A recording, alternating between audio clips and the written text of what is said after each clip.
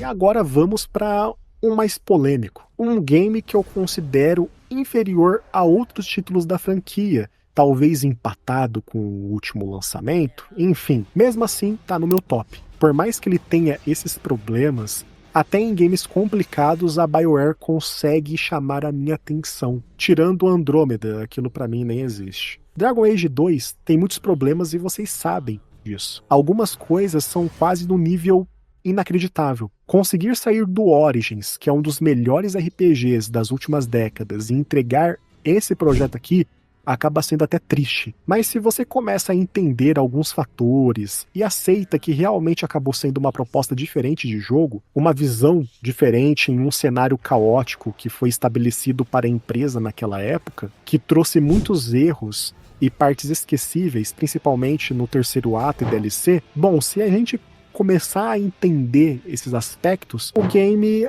acaba tendo o seu brilho. Eu acho o cenário dele incrível, com personagens que te seguram, protagonista muito divertido de acompanhar, que acaba criando um contraste com os defeitos.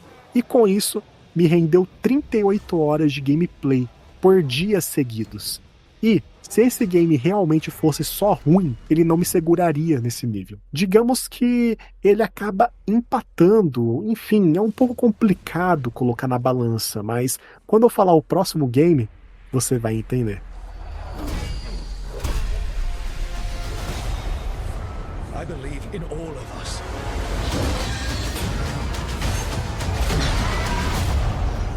Pera lá, The Veilguard é melhor que Dragon Age 2? Sim e não. Aqui temos um abismo entre eles comparado aos outros jogos da saga, o 1 e o Inquisition. Porém, aqui, entre The Veilguard e o 2, existe um equilíbrio em certos acertos e erros, e uma proporção que fica quase na mesma linha. Os cenários de ambos são maravilhosos, em sua forma de contar história.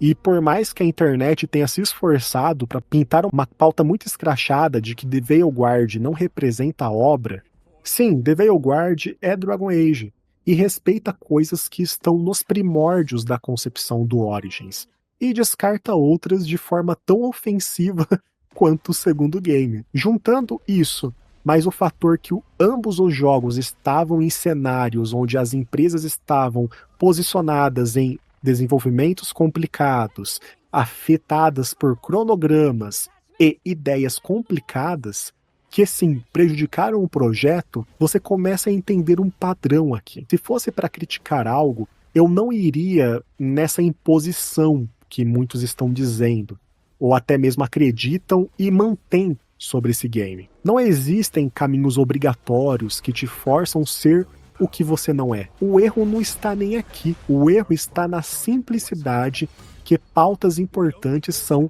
apresentadas e decisões são tomadas. Em uma narrativa, se não existe um cenário, a gente cria um. Quando criamos, pelo menos, eu quero ver a devida profundidade que o tema merece.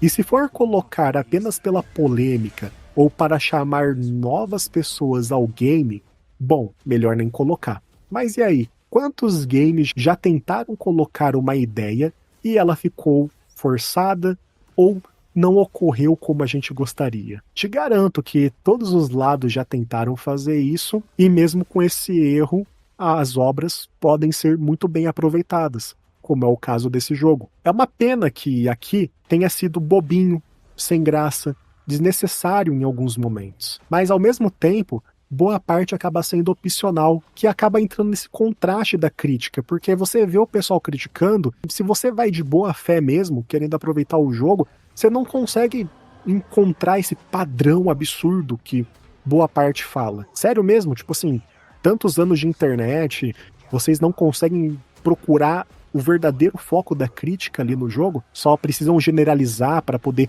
transformar isso em uma guerra cultural? É tenso, né? Só jogar o jogo, saiba o que você quer e siga o caminho que você deseja. Nesse caso, de verdade, eu acho que ambos os lados estão precisando de uma terapia.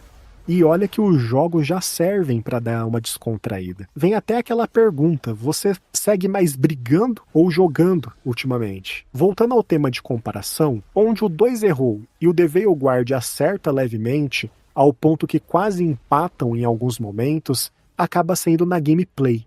Sério, foram 73 horas absurdas, que talvez ela não seja para Dragon Age, mas ainda assim foi muito boa. Eu consigo ver ela adaptada e encaixada talvez no Mass Effect, quem sabe? Mas mesmo não sendo o que eu queria ou esperava, ela é muito boa mesmo, sabe? E é mais tática do que no 2. E é aí que ganha os pontinhos, onde realmente, enfim, né, no segundo jogo tacou o tático pra casa do cacete. O terceiro ato, o desenvolvimento dos Solas e o desfecho, que pra mim, eu não peguei aquele final realmente feliz, fiquei com algumas perdas e pra mim sofrendo, mas ali foi muito mais crível, dramático.